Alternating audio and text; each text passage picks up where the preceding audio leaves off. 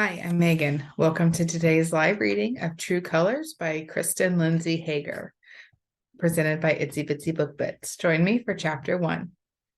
Every day I walked down the sidewalk to school and wished I was one of those interesting girls who always had exciting news. They were always yelling way before they got to their group of friends so everyone could hear about how they got asked out or their parents were taking them on some amazing vacation or something. I'd prefer my news to be more like, guess what? I'm going to be in a music video. Or maybe, guess who's going to be in a movie? But nothing, nada. Never any news to share. Well, once a stray cat had kittens in my garage, but it was more annoying than anything since it smelled like cat pee in there for months after my mom found homes for them all. I couldn't even say, ooh, guess who got a kitty? Since my mom said I couldn't keep one because the poor thing would get lost in my mess of a room and starve. Still, just once, I'd like to be the interesting one instead of the girl who didn't get invited to things because people forgot about her. Instead, I was the girl picked last in gym class, like today, and who couldn't even get noticed there. And who couldn't even get noticed there when I tried to get hit during dodgeball so I could sit down. Okay, hit the showers, Coach Daly said. I hadn't done anything to cause me to break a sweat, so I didn't need a shower. I pulled my ponytail holder out of my hair and hoped for the best. My pale blonde hair, which behaved so well last weekend when no one saw it, now looked and felt like a broom. The more I tried to fix it, the more it felt like hay. I tried putting in a dab of styling cream, but it just made it greasy. I didn't know how my hair managed to have a dry texture while looking oily at the same time, but it did. I gave up on my hair and went to get dressed. I tugged on my khaki pants and navy sweater, which made up my glorious Hillcrest Academy uniform. It was just my luck my school picked colors which made me look like a dead goldfish. Grabbed my bag and went to join the rest of my class lined up to go to the cafeteria. I was almost 14 and yet had to walk to the lunchroom in a straight line like Madeline from the storybook, flipping Hillcrest. Lunch was my favorite part of the day. For one, it meant the school day was half over. I went through the lunch line and grabbed a ham sandwich, some chips, and a bottle of water and went to join my two best friends, Erica Maines and Tori Robbins. The lunchroom was always extra noisy on Fridays because everybody was talking about their plans for the weekend. Sometimes Erica, Tori, and I went to a movie, but we didn't do much else. Tori and I liked to go shopping, but Erica's parents thought hanging out at the mall would morally corrupt Erica, blah, blah, blah. And they about had a stroke when she wanted to get a social media page. So I was surprised when Erica said we should all go to the mall tomorrow. Landry, they're having modeling tryouts to be on American Injuine show, Erica said, showing me the ad she had torn out of the Grand Rapids Press. The Injuine judges are trying to find local teens to compete on the reality show. I watched every second of the last show. Talisa Milan won and got a Little Rose Cosmetics contract and was on this month's cover of Bright and Lively magazine. She was also a host on Hot Videos Now, a music video show. Milani Parkington, the runner-up, was the new spokesperson for Bouncy Hair Conditioner. You were almost guaranteed to be famous if you made it to the final round of the contest.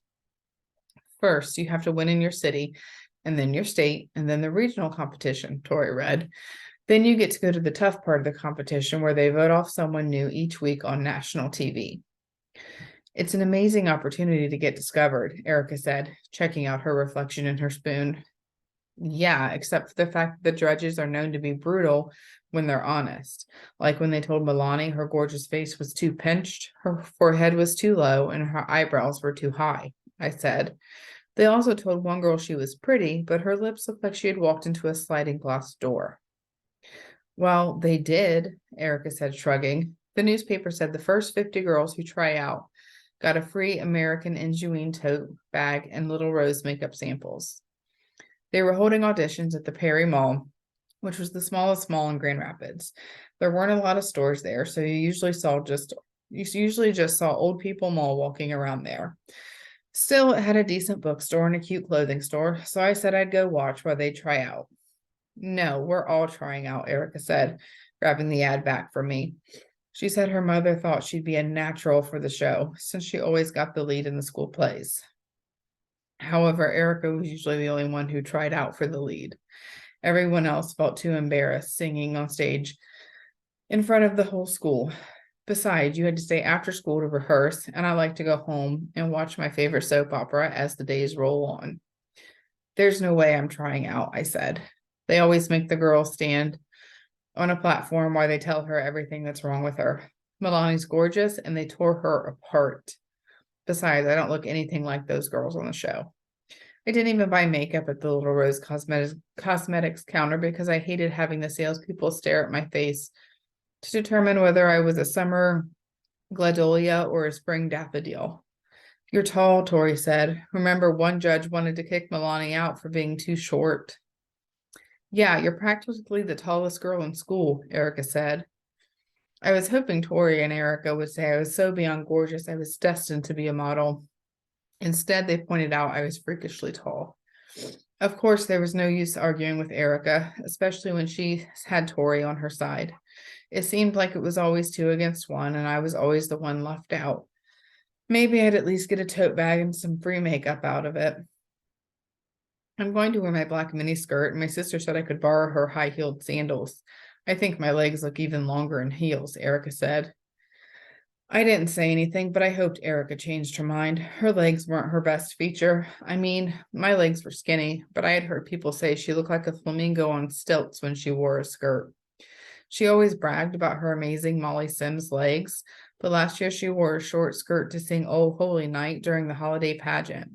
As soon as she started to sing, Kyle Eaton said, Erica looks and sounds like a little fawn that got kicked in the gut. Erica found out about it and was mad, but Tori and I told her he was just kidding. He was right, though. I wouldn't even notice those sorts of things if Erica wasn't always pointing out my flaws. Sometimes it seemed like her mission in life was to make sure I knew my hair looks like crap. A lot of girls in school were talking about trying out, but most of the girls at Hillcrest were jocks. Yasmin McCarty, the most popular girl in our class, with 1,003 people on her social media friends list, could win a modeling competition, but she would never enter because it would be beneath her to stand in line and wait to be judged on her looks. She was always saying modeling and stuff was so superficial, but she was also the same girl who walked around school pretending she was freezing so the teachers would let her wear her designer hoodie over her uniform. I don't know. Maybe some girls just knew they were hot and didn't need some TV show to confirm it. I loved watching the show, but the thought of going up there to be judged on how I looked scared me.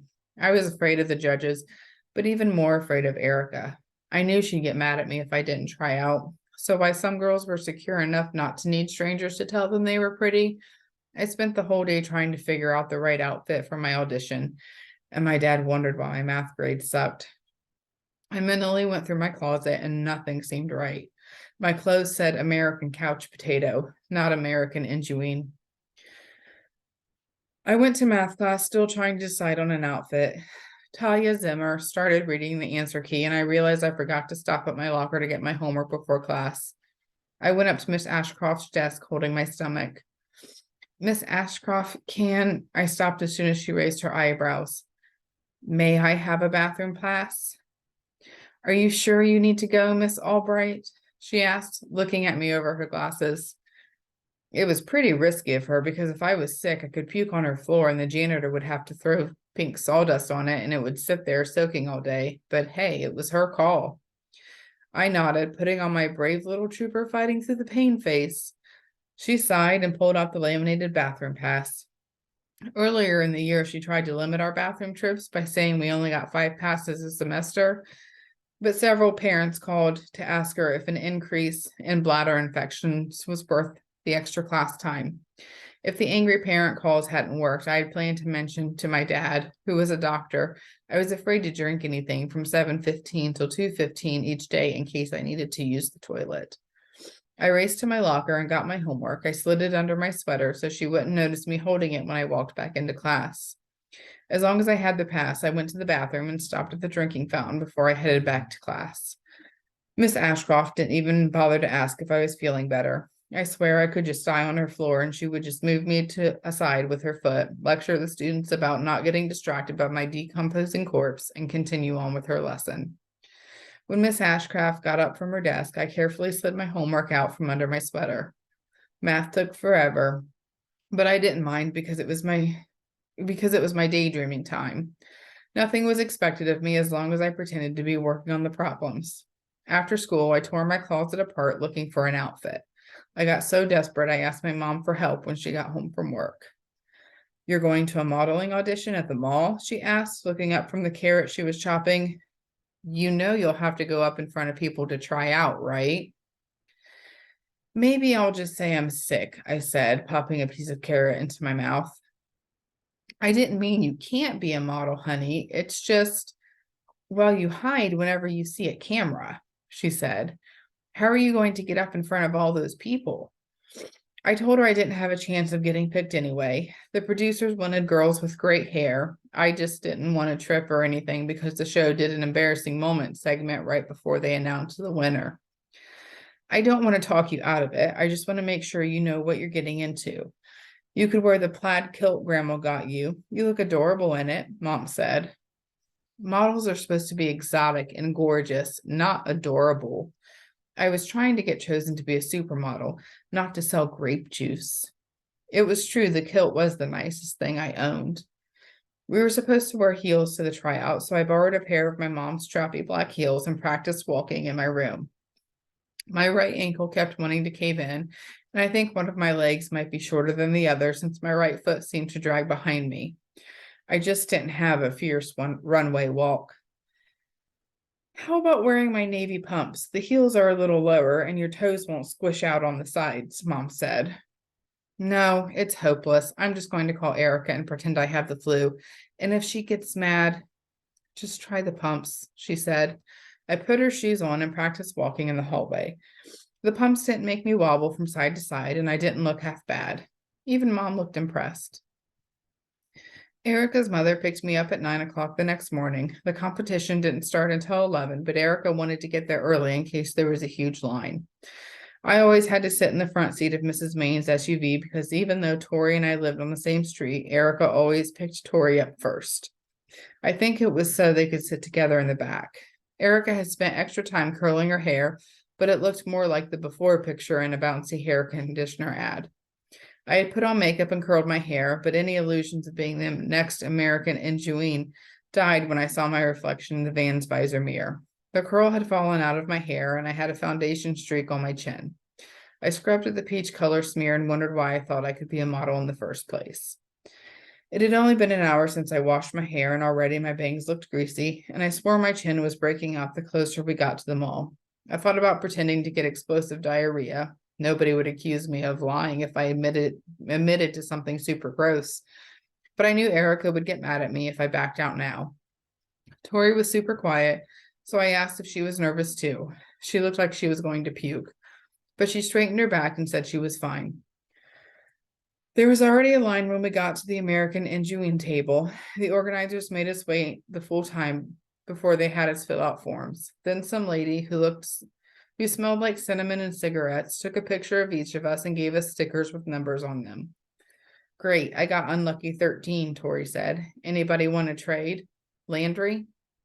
I had number 12, and I offered to trade with her since I knew I wouldn't get picked anyway.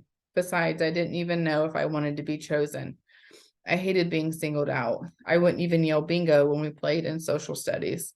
Erica pulled out a compact and started pushing her finger against her eyelashes. "Did you get something in your eye?" I asked. "Duh, I'm trying to curl my eyelashes," she said. "It opens up your eyes." Erica wasn't allowed to wear eye makeup, but her mom had gotten her some medicated foundation to cover up her blemishes. Her makeup looked caked on as it tried to cover up her bumpy complexion. She was allowed to wear nail polish, although for some reason it was always chipped around the edges. It was weird, but I didn't think I'd ever seen her wearing fresh polish.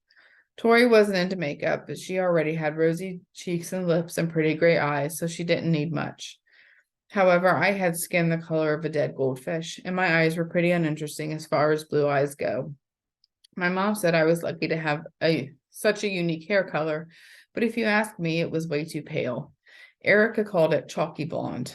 I looked like I needed a blood transfusion without blush, and mascara kept me from looking like a newborn baby chick. "Okay, I need numbers 1 through 20 to line up," the cinnamon cigarette lady said, gesturing towards a big velvet curtain. More girls had begun showing up, and now the line stretched all the way down to Mr. Fluffy Muffin Man counter. The Perry Mall probably hadn't seen so many people since they had free donut day. I asked the woman in charge when we got our tote bags. I did not get there 2 hours early to go home without a tote bag. She snapped her gum and said we could pick them up after our turn on the runway. What runway? I asked. Tori pointed out they had cleared some tables off in front of the curtain to make a platform. I walked to the front and looked out from behind the curtain. The tables were now part of a runway, and there were folding chairs set up for the audience to watch. It was just mall walkers and parents, but they were still people who were going to watch me walk in heels. The competition was for girls between the ages of 13 and 17, but it felt like Erica, Tori, and I were the youngest ones there. I only saw a couple of girls from school, and the lineup looked more like something you'd see on a music video set. All the girls were gorgeous, and they had these curvy, womanly bodies. I looked like a skinny little kid next to them. The first girl walked out, and I heard the judge say she owned the runway and walked like a gazelle. I was starting to feel ill. I wasn't sure which way it was going to come, but I knew I had to find a bathroom fast. I started to get out of line when Erica grabbed my wrist. It's almost time, she said. A tiny bit of spit flew out of her mouth and hit my cheek. I wasn't sure why she was so intent on me going through with it, but she had a death grip on my arm, so I didn't have much of a choice. Her number was called and she walked out to the stage. One of the other girls said she walked like a kid with sand bucket stilts on her feet, but she came back with a smirk on her face like she knew she'd get chosen. They said they'd never seen such long legs. Tori was next. She walks like a gorilla at feeding time, said the girl behind me. I went next and I tried to focus on not tripping over my feet. My mom's pumps had a rubber sole on the bottom, which probably wasn't the brightest idea seeing as my shoes were making squeaking noises as I walked. I was so nervous I couldn't stop smiling as I walked. I looked down. I looked like the plastic clown who blows up balloons with his mouth at the Pizza Palace.